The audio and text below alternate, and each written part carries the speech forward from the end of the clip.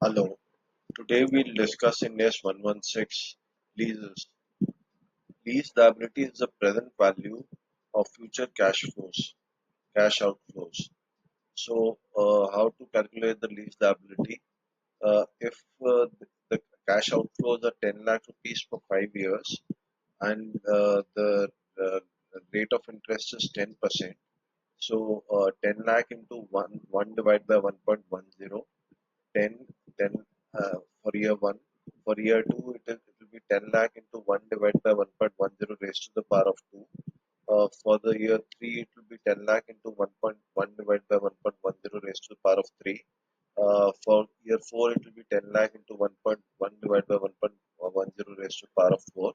And for the year 5, it will be 10 lakh into 1 divided by 1.10 raised to the power of 5. So total amount will be 3790787. That will be the lease liability. A right to use asset is the lease liability plus upfront payment. Let's say for example we've purchased an iPhone with an upfront payment of rupees 50,000 and EMIs are 20,000 per year for 5 years, and if then IRR is 10%, then ROU asset would be calculated as follows: upfront payment 50,000 plus 20,000 into 1 divided by 1.10 plus 20,000 into 1 divided by 1.10 raised to the power of 2, 20,000 into 1 divided by 1.10 raised to the power of 3, 20,000 into 1 divided by 1.10 raised to the power of 4, 20,000 into 1 divided by 1.10 raised to the power of 5. Total would be 75,815 plus upfront payment of 50,000, that will make 125,815 ROU asset. Now, interest and depreciation in the P&L, the impact of charge prior to this Ind AS would be same, and after this Ind AS, the impact on P&L would be the same. Lease liability is 75,815 and ROU asset is 125,815. On lease liability, the interest component would be 75,815 into 10%, 7581 less payment 20,000, 63,397, 63,397 plus 6339 less 20,000, 49737, 49737 plus 10% minus 20,000, 34710, 34710 plus 3471 minus 20,000, 18181, 18181 plus 1818 minus 20,000 will be 0. Interest cost which will be hitting the P&L would be 24,164, and depreciation would be 125,815 divided by 5, that is 25,163. 25,163 would be hitting each year for 5 years. So total amount in P&L would be 24,164 plus 125,815, that is 1,50,000. Earlier also, prior to this Ind AS, the amount hitting in the P&L account was 1,50,000. Now, coming on to dismantling cost. Let's say, for example, the dismantling cost is 10,000 after 5 years. We'll have to compute the present value of 10,000. 10,000 into 1 divided by 1.10 raised to power of 5. That will be 6209. 6209 plus interest 620.90. Closing balance will be 6830. 6830 plus 10% 683. Closing balance will be 7513. 7513 plus 10% 753. Closing balance will be 8264. 8264 plus 826. Closing balance will be 9090. 9090 plus 909. 90,000, 9,000, 10,000 would be the closing balance. The accounting entry would be unwinding of interest account debit 620.9 to provision for dismantling 620.9. This 620.9 in the year 1. In the year 2, unwinding of interest account debit 683 to provision for dismantling 683 and so on and so forth. In case of forex transaction, the ROU asset is measured at the transaction rate. In case of forex transaction, ROU asset is measured at the transaction rate, and lease liability is measured at closing rate at the year end. Closing rate at the year end. Please remember this. ROU asset is at the transaction rate, and lease liability is at the closing rate at the year end. Hence, ROU asset and lease liability will not match.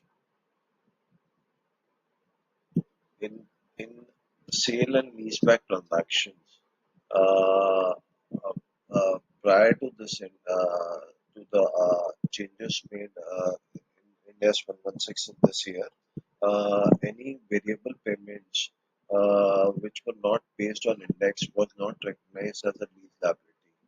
But in case of sale and leaseback transaction, any variable payments not based on index are recognized as lease liability. It is in the subsequent year, uh, the amount of variable payment is different. Then it is taken to P&L. Uh, and initial initially recognize the variable lease payment even if not if initially the variable lease payments are recognized as lease liability. Yeah, in case of sale and leaseback transaction, even if it is not based on index, so the difference would be taken to P&L account. If the lease life is 5 years, total life is 20 years. So 5 divided by 25 would be the method for computing the amount of lease payments. And the accounting entry would be bank account debit, ROU asset account debit to bank to bank to lease liability 25% of fair value to P&L balancing figure. So this would be clear once we discuss the topic sale and leaseback transactions. But these are the recent amendments which have taken place in this year. So in case of variable payments in sale and leaseback transactions, the variable payments would be taken into lease liability uh, in sale and leaseback transaction. Now moving on to next. Uh, The lease Ind AS 116 affects the asset turnover ratio outside the scope of Ind AS 116. Ind AS 106 is outside the scope of Ind AS 116. Leases on biological assets, Ind AS 41 is outside the scope of Ind AS 116. Service concession arrangements, Ind AS 115 is outside the scope of Ind AS 116. Licenses of intellectual property, Ind AS 115 is uh, Ind AS 116. Rights held under motion picture films, plays, manuscripts, patents, copyrights, Ind AS 38. Intangible assets are outside Ind AS 116. The above intangible assets are outside the scope of Ind AS 116. For rest, you may choose Ind AS 116 or Ind AS 38 as per the option. Okay, now identified asset. What is an identified asset? On a vacation, you book a room with OYO. Do you have the right to control the asset? No, there is no identified asset as the room can change. So, in leases to compute Ind AS 116, there should be an identified asset, whether explicit or implicit identified. No substantive right to substitute. There should be no substantive right to substitute. In OYO rooms, there is a substantive right to substitute. Hence, it is not an identified asset. Customer has the right to control the use, right to obtain substantially all economic benefits, right to direct the use as you, you are entitled to sell it to someone else. Uh, the owner has the right to sell it to someone else. So these are protective rights of the owners. But for lessee, uh, he has a right to control the asset. So that should be there for India's 116. Lessor is the owner and lessee is the recipient of the lease. Uh, now we'll come to one of the illustration. Customer XYZ enters into a 10-year contract with supplier ABC for the use of rolling stock specifically designed for customer XYZ. The rolling stock is designed to transport material used in customer XYZ production process and is not suitable for use by other customers. The rolling stock is not explicitly specified in the contract, but the supplier ABC owns only one rolling stock that is suitable for the customer. XYZ it use if the rolling stock does not operate properly, uh, would and the contract requires ABC to repair or replace the rolling stock. Is it this an identified asset, explicit or implicit? Uh, in the above contract, it is an identified asset, but it is implicitly identified asset. Customer XYZ enters into a 10-year contract with the supplier ABC for the right to transport oil from India to Bangladesh through supplier ABC pipeline. The contract provides the customer XYZ will have the right to use 95% of the pipeline capacity throughout the term of the arrangement. Uh, uh, with, with, with this is an identified asset. Whether this is an identified asset. 95% is substantially benefits as derived by the recipient. Hence, it is an identified asset. If it was 65%, then someone else could use the balance capacity. If it is more than 50%, it is substantial. If it is substantial would mean more than 90%. Substantial would not be more than 50%. Uh, right to obtain substantially all economic rights, benefits, right to direct the use of the asset. ABC enters into a contract with XYZ, which grants ABC exclusive rights to use a specific grain storage facility over a 5-year period in the months of May and June. During these months, ABC has the right to decide which crops are placed in the storage uh, and and to remove them. XYZ provides the loading and unloading services for the warehouse activities. During the other months each year, XYZ has the right to determine how the warehouse will be used, which puts, which party has the right to control the use as an identified asset during the period of use. 2 months will be considered as the lease period for each year. It will be considered as an identified asset. Company MNO enters into a 15-year contract with Nova Company with PQR to purchase all of its electricity produced by a no solar farm. PQR owns the solar farm and it will receive tax credits relating to construction and ownership of solar farm. And MNO will receive the renewable energy credits that accumulate from the use of the solar farm. Who has the right to substantial benefits of the solar farm? PQR will receive the benefits, but MNO will get all the substantial benefits. Hence, MNO has a substantial right to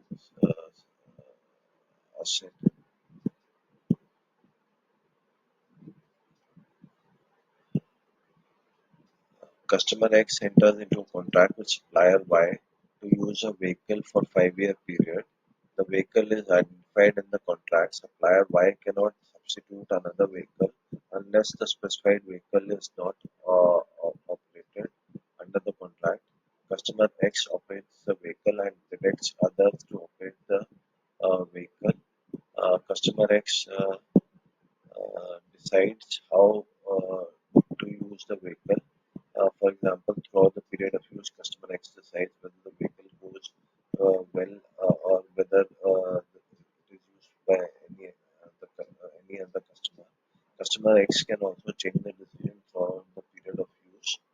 uh, Supplier Y prohibits certain uses of the vehicle and modifies any modifications to the vehicle to protect its interest in the assets. Whether X has the right to direct the use of the vehicle throughout the period of use. Customer X directs the use of vehicle. Customer Y has only protective rights. So it is an identified asset and subject to Ind AS 116. Lessee accounting. Uh, Lease for less than 12 months will be exempt from this lease accounting under Ind AS 116.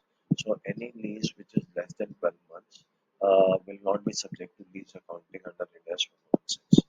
Lease liability is present value of remaining lease payments. ROU asset account debit 125815 plus 6209 to bank 50,000 to lease liability 75815 to provision for dismantling 6209. In the example which we discussed on page 1. ROU asset. ROU asset would be lease liability plus initial direct costs plus estimated cost to dismantle or remove or restore the asset plus prepaid deposit minus these incentives received. This would be ROU asset. Uh, the contract for lease is 12 months, but it is extendable by another 12 months. Then it depends on the intent of the management that Ind AS 116 will be applicable or not. So if the intent of the management is that the lease will get extended, then it will be subject to Ind AS 116. If the intent of the management is to use it only for 12 months, then it will not be subject to Ind AS 116. Refundable SD 50,000 is the initial SD. Fair value is 45,000. 5,000 would be added back to ROU asset. Lease liability is the present value of lease rentals to be paid. Variable consideration. Uh, the topic in sale and leaseback transaction we considered a variable consideration, but in normal lease, if you uh, have variable consideration, it will not be included in lease liability. If you drive, example of variable consideration is if you drive more than 10,000 hours kilometers, then additional rent of 10 per kilometer. Uh, uh, uh, it is a variable case consideration based on usage. If it is variable consideration based on usage, it will not be included in the liability.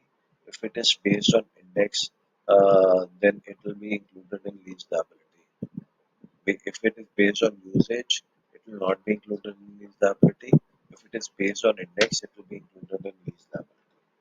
Extra, if paid on the basis of charge, it will be directly go to P&L account. If on the basis of index, then it will be included in the lease liability. Lease term, non-cancellable lease period is 5 years. Total lease term is 10 years. Future extendable period is 2 years.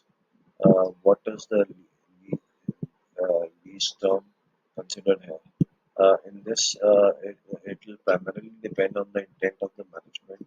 If the intent of the management is to use it for 5 years, the lease term would be 5 years. If it is intent of the management is 5 plus 7 years, then lease term would be 12 years.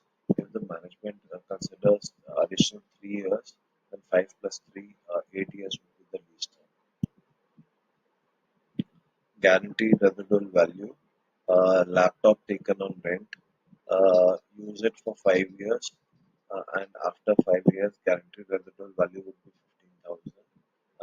Then we estimated residual value is 12K, and guaranteed residual value is 15K. So additional 3K would be taken in the lease liability. So if the 20,000 is the uh, uh, yearly cost, in the year 5, 20 plus 3,000 would be the outflow, and outflow would be multiplied with the present value factor and computed the amount. Purchase option after 3 years, but it is for 9,000. After 1 year, I want to ascertain that whether to exercise the option. I'll pay lease rental. So after 5 years, if the purchase option is 9,000, then in the fifth year, 20,000 plus 9,000 would be the outflow multiplied by the present value factor, and that will be the total amount of the lease liability. ROU asset will be depreciated over the useful life of the asset. If it is initially 5 years, and if the useful life is 8 years, then it will be depreciated over 8 years and not over the lease term of 5 years. Non cancelable non-cancelable lease, non-cancelable lease, but it is exit after 30% of remaining lease payments to be paid as penalty. Uh, if after a non, it is a non-cancelable lease. If after 5 years, 30% of the lease payment is uh, to be paid as penalty, then after 3 years, if uh, uh, the lease is cancelled, that is in the fourth year if the lease is cancelled, then 20,000 plus penalty would be the amount of outflow, and that will be the amount of the lease liability. If the management estimates that it will exit after 4 years, then penalty would be taken into account. After 3 years, it will decide that it will not exit. Then, if it, after 3 years it decides it will not exit, then after 2 years, present value factor will be computed, and in year three, the present value factor will be one. In year four, present value factor will be one divided by 1.10 raised to the power of one, and in year five, it will be one divided by 1.10 raised to the power of two. So lease liability would be 34710 plus present value factor 2990. That will be the lease liability, and ROU asset will be 34710 2990. If lease liability reduces, ROU asset will also reduce. So the accounting entry would be lease liability to ROU asset. Lease liability to ROU asset.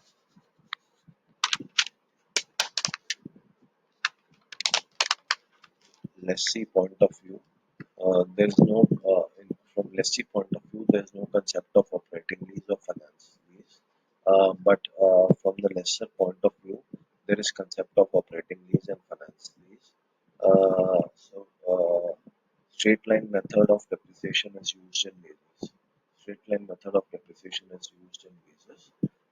Lesser accounting to find finance lease or operating lease.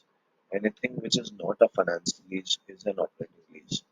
Finance lease. If the lease rentals are equal to cost of purchase price, substantially all life uh, is used by the lessee. If purchase option, then it is finance lease. Substantially all risk and rewards are transfers the ownership at the end of the lease period.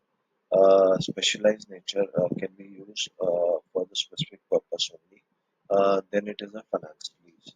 If all risk and rewards are there with the asset are transferred to the lessee, uh, uh, then it is a finance lease. Otherwise, it is an operating lease. From the lesser point of view, it is an operating lease. Then it the amount put to the amount put to P&L, bank account debit to lease rentals account. If it is a finance lease, de-recognize the asset, recognize the investment in lease, that is present value of lease payments. The accounting entry for this would be uh, de-recognize the asset, net investment in lease account debit, P&L account debit to PPE 10K. Net investment in lease is 8K, P&L account debit 2K, to PPE 10K. So that will be in case of finance lease. In case there is an unguaranteed residual value, then lesser lesser would have to compute the lease. Additional 3K would be computed in the residual value to compute the net investment in lease. Now we come to sale and leaseback transactions. Two types of sale and leaseback transactions.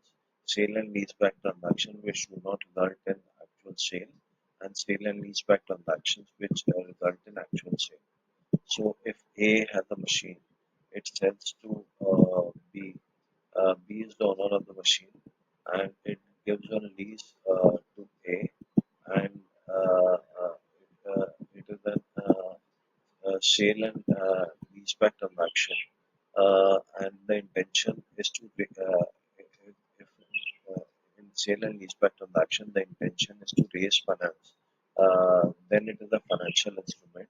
A will recognize loan and B will recognize dispersal of loan. A will recognize loan and B will recognize dispersal of loan. Interest account would be in the P&L account. In sale and leaseback transaction which does not result in actual sale, there would be a loan and dispersal of loan and interest account would be charged in the P&L.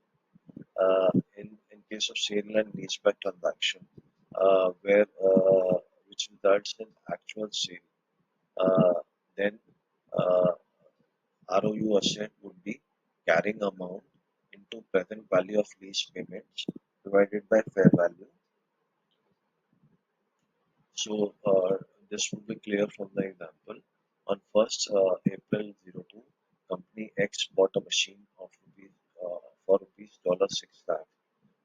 The carrying amount of the machine as of 31st March 03 is 5 lakh. On the same date, company sold the machine to company Y for 7 lakh 40,000 fair value.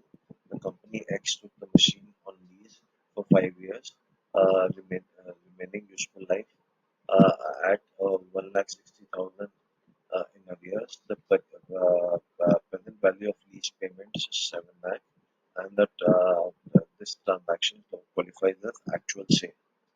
So ROU asset would be carrying value, which is 6 lakhs, into present value of lease payments, which is 7 lakhs, divided by fair value, that is 7 lakh 40,000.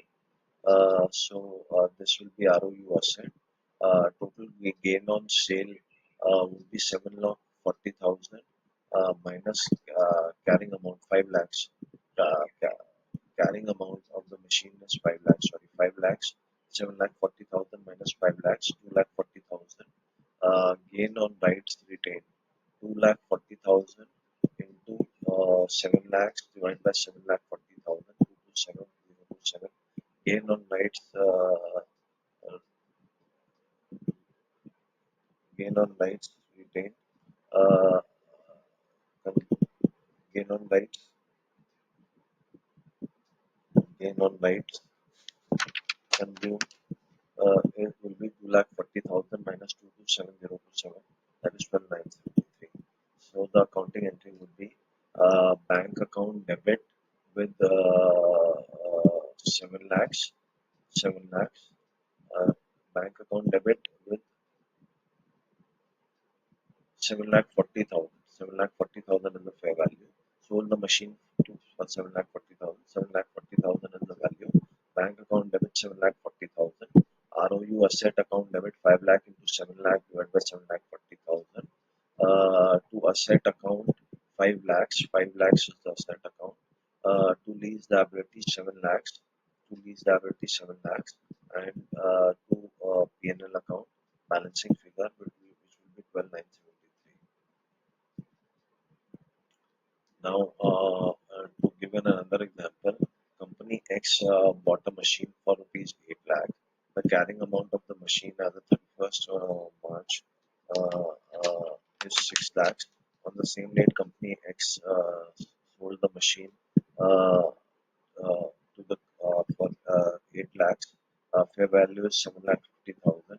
X took the machine immediately back on lease for 5 years. 1 lakh 20,000 per annum is in arrears. The present value of lease payment is 526 800 and the transaction qualifies as actual sale.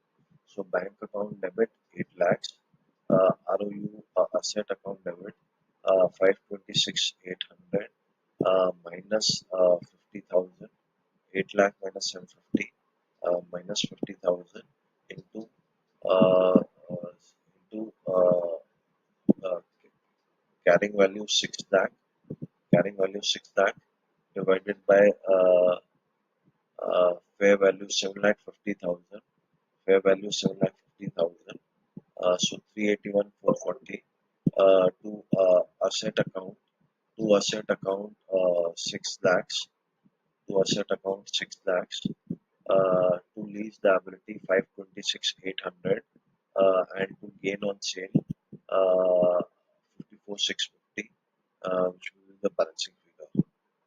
So 150 minus 6 lakhs, 150 is the total profit, total gain. Gain on rights retained as 150 into 476 800 divided by 750, 95 360, and gain on rights transferred is 1 lakh 50,000 minus 95 360, that is 54 650, which is this figure 54 650. This brings us to the end of the session. If all risk and rewards are transferred to B Limited, then it is actual sale. Hence, above would be a seller, and in that case, sale and leaseback accounting would be done. This brings us to the end of the session. Please do like, subscribe the channel. Thank you so much.